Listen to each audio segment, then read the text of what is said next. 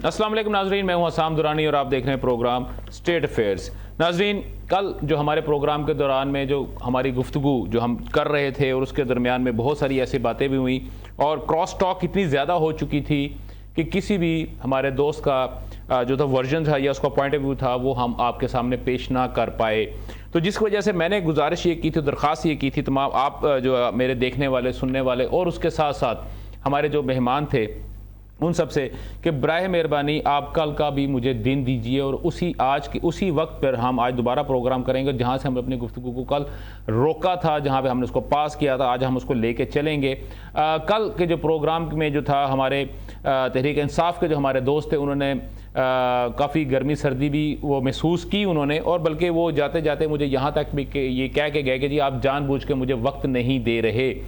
लेकिन जब हमने ये बात उनसे कही तो उन्होंने ना सिर्फ यहाँ पे बाकायदा तौर पे दोबारा प्रोग्राम में शिरकत करने का उन्होंने हमसे वादा भी किया, और बल्कि मैंने उनसे ये गुजारिश की थी कि जनाब पहले 15 मिनट आप ही लेंगे और उसके बाद जितना आप बोल सकेंगे आप बोलेंगे, ताकि अगर आपका जो पॉइंट ऑफ व्यू अगर आप हमें पेश करना चाहते हैं और बकौल आपके कि मैं या मेरा चैनल जो है हम लोग बाइस्ड हैं और हम आपकी बातों को आवाम के सामने नहीं पेश कर पा रहे उस तरीके से जिस तरीके से आप चाह रहे हैं, तो बेहतर ये होगा कि आप खुद इन चीज़ों को करें। लेकिन आज भी बावजूद कोशिश के उनसे रब्ता नहीं हो सका और हमने भरपूर कोशिश की है कि वो हमारे प्रोग्राम में आएँ और अपना वर्जन दे सकें, लेकिन अभी तक उनकी जानब से कोई हमें जवाब मसूल नहीं हुआ।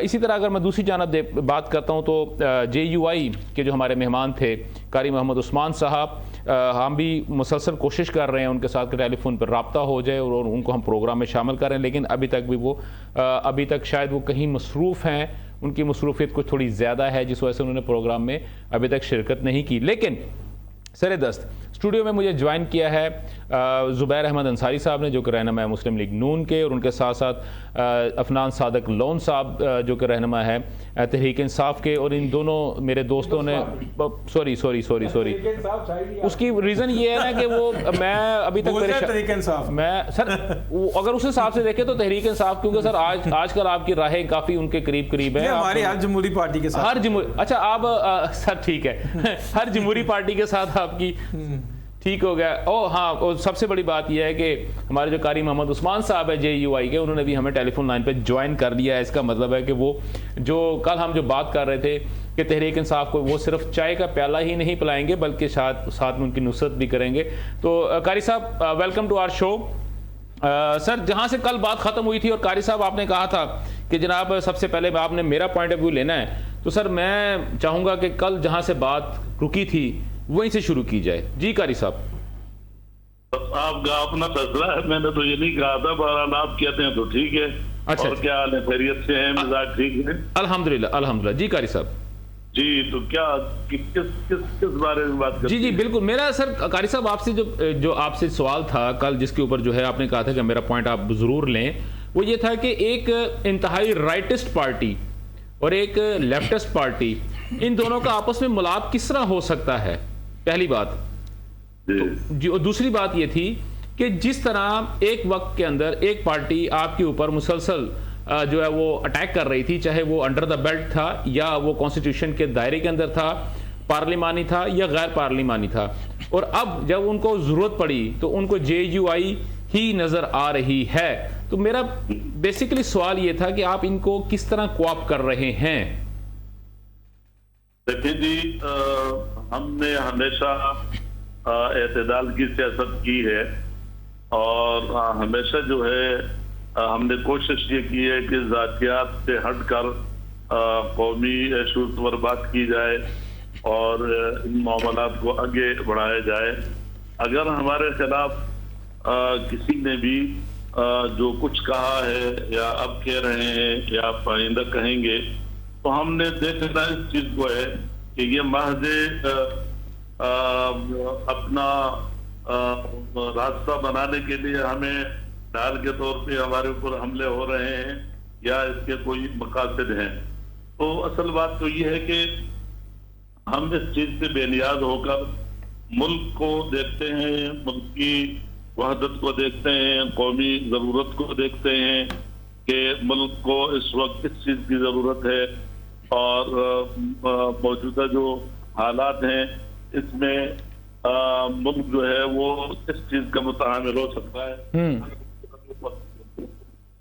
तो ये हमें बेशक उन्होंने जो कुछ कहा, जितना कहा, जो उनसे हो सकता था कहा, लेकिन अल्हम्दुलिल्लाह आज तक हमारे हवाले से जो कुछ भी कहा गया वो कोई भी साबित न कर सका और हर किसी को मुंह की खानी पड़ी।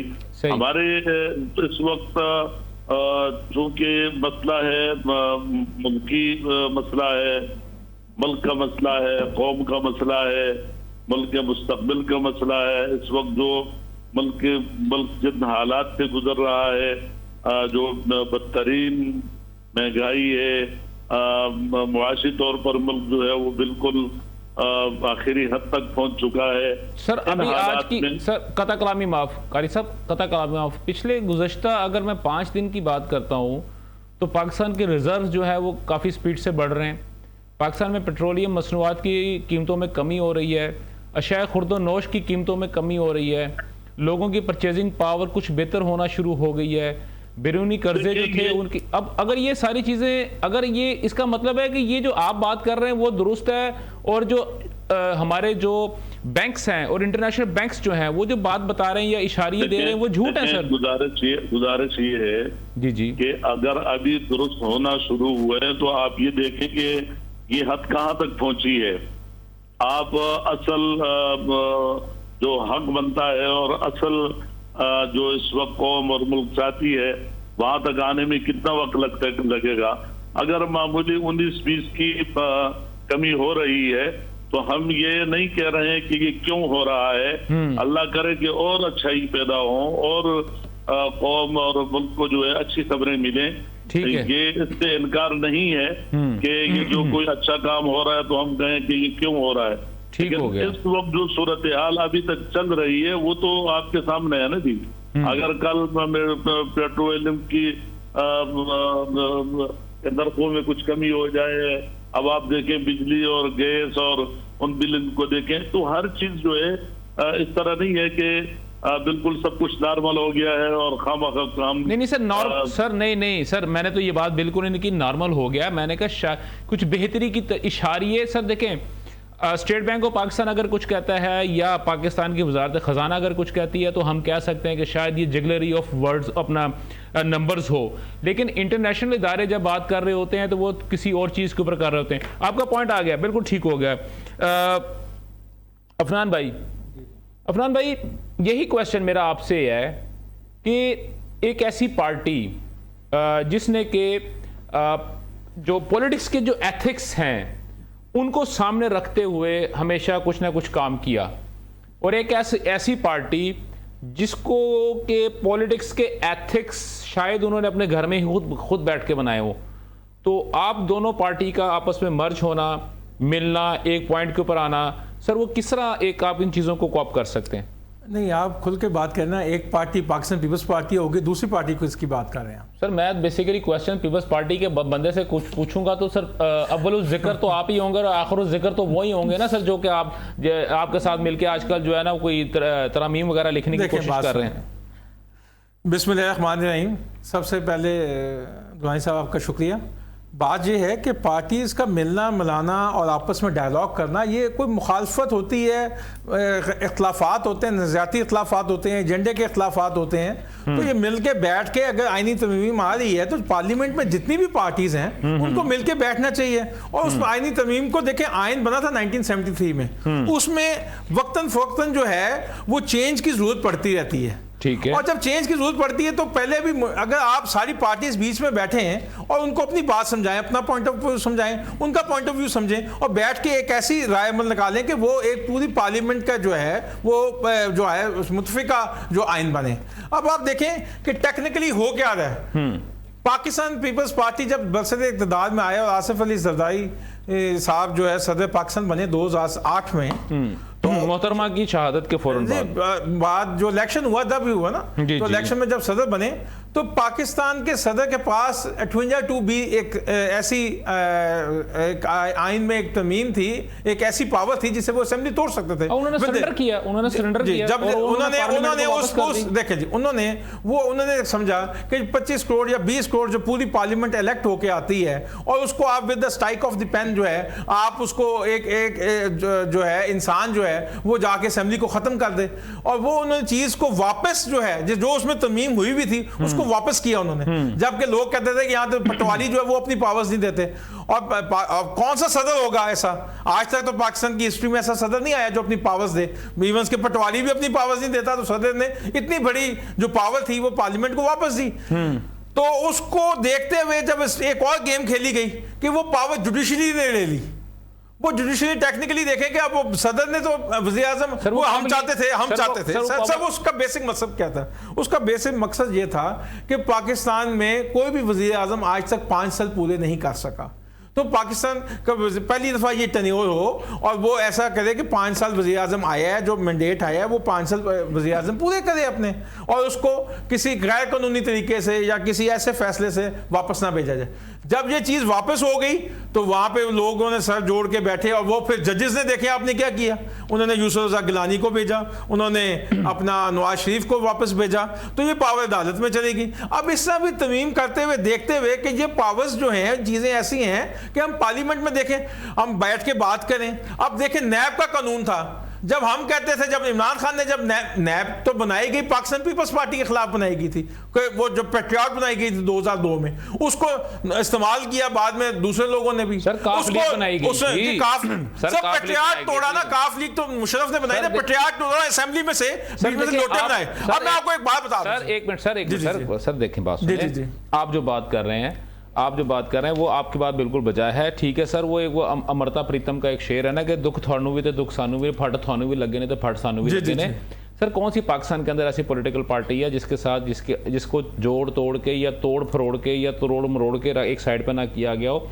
ये अगर मैं MQM की बात करता हूँ वो भी आपके सामने है, पीपल्स पार्टी की बात करता हूँ वो भी आपके सामने है, मुस्लिम लीग नून की अगर बात करता हूँ वो भी आपके सामने है, उससे पहले जो तहरीक जब इस्तिकलाल शुरू हुई थी उस वक्त भी आपके सामने। फिर उस वक्त एक नवाज शरीफ साहब जो पहली दफ़ा जब पावर में आ रहे थे, जब मोहतरमा बेनज़ीर भुट्टो जी थी उस वक्त अभी जो एक जो थी वो मुस्लिम लीग को जो ना उसका एक जो उसको बनाया गया था। खैर सर ये सारी चीज़ें चल रही, लेकिन सर बात ये है अपना अंसारी साहब, मैं बात को कंप्लीट थोड़ा सर